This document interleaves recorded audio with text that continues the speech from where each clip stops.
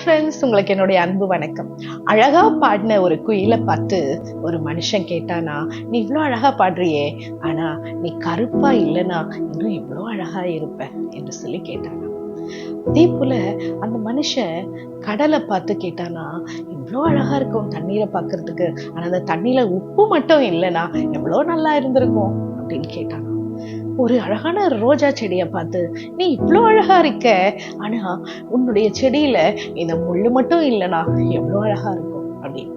ஆனா இந்த மூணும் பார்த்து இதே மனுஷன்ட்ட திரும்பி கேட்டுச்சான், நீ எல்லாமே அழகா செய்யற, ஆனா மற்றவங்களுக்கு குறைய கண்டுபிடிக்காத ஒரு குணம் உன் வாழ்க்கையில இருந்துச்சுன்னா எவ்வளோ நல்லா இருக்கும் அப்படின்னு கேட்டுச்சான்.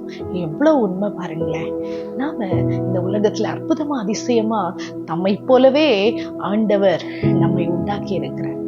அப்படிப்பட்ட நாம மற்றவர்களிடத்துல குறைய கண்டுபிடிக்காம, குறைய பார்க்காம எவ்வளவு நிறைவுகள் இருக்கு, அதை நம்ம பார்க்கும்போது நாம எவ்வளவு ஒரு அற்புதமான மனிதர்களாக நம்ம இருப்போம்.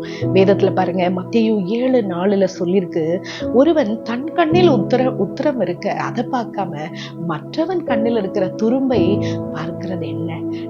நம்ம கிட்ட 1000 குறைகள் இருக்கு, அதையே நம்ம ஃபோக்கஸ் பண்ண ஆரம்பிச்சோம் அப்படின்னா மற்றவங்களோட குறைய பெருசா பார்க்க மாட்டோம். நல்ல ஒரு உறவு நமக்கு இருக்கும், நல்ல நட்பு இருக்கும், மற்றவர்களுடைய வாழ்க்கையில நாமும் ஆசீர்வாதமாக மாறுவோம். அன்பு, அதை நம்ம தேவனுடைய அன்பை நம்ம பகிர்ந்து கொடுப்போம். வார்த்தையின்படி வாழ நம்ம அர்ப்பணிப்போம். குறைய பார்க்க வேண்டாம், நிறைவை பார்ப்போம். கர்த்தருடைய பிள்ளைகளாக, உண்மையாக பிள்ளைகளாக, சாட்சியாக வாழ்வோம். கர்த்தர் நமக்கு உதவி செய்வார். God bless you all.